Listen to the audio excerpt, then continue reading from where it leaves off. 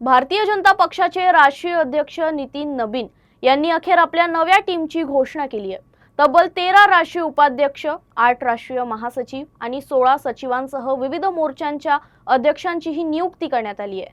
स्मृती इराणी आणि विनोद तावडे यांच्यावर राष्ट्रीय महासचिव पदाची जबाबदारी सोपवण्यात आली आहे, तर राजस्थानच्या माजी मुख्यमंत्री वसुंधरा राजे, भारती पवार यांच्यासह 16 नेत्यांची राष्ट्रीय उपाध्यक्षपदी नियुक्ती करण्यात आली आहे। भाजपचे राष्ट्रीय अध्यक्ष नितीन नबीन यांच्या नव्या टीमची घोषणा कधी होणार याकडे राजधानी दिल्लीसह भाजपच्या राजकीय वर्तुळाचे लक्ष लागले होते। अखेर सोमवारी नितीन नबीन यांनी आपल्या टीमची घोषणा केली।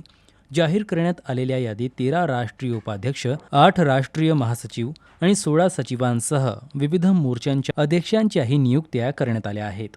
वसुंधरा राजे सिंधिया, तीरथ सिंग रावत, राम माधव, बैजयंत जय पांडा, डी पुरंदेश्वरी, रेखा वर्मा, वर्षाबेन नरेंद्रभाई दोशी, भारती प्रवीण पवार, मनप्रीत सिंग बादल, लाल सिंग आर्य, एम नागराजा, तारिक मंसूर आणि मधुचंद्र यांची राष्ट्रीय उपाध्यक्षपदी नियुक्ती करण्यात आली आहे।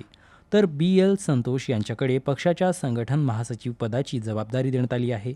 शिवप्रकाश आणि सौदान सिंग हे सहसंघटन महासचिव म्हणून काम पाहणार आहेत। स्मृती इराणी, विनोद तावडे, सतीश पुनिया, बिप्लब देव, हरीश द्विवेदी, सुनील बंसल, संजय भाटिया आणि गजेंद्र पटेल यांची राष्ट्रीय महासचिवपदी नियुक्ती करण्यात आली आहे। केंद्रीय मंत्री पियुष गोयल यांच्याकडे राष्ट्रीय कोषाध्यक्षपदाची जबाबदारी सोपवण्यात आली आहे, तर भाजपच्या IT सेलच्या अध्यक्षपदाची जबाबदारी दीपक म्हस्के यांच्याकडे देण्यात आली असून ते अमित मालवीय यांची जागा घेणार आहेत। यासोबतच भाजपच्या विविध मोर्चांच्या नव्या अध्यक्षांचीही घोषणा करण्यात आली आहे।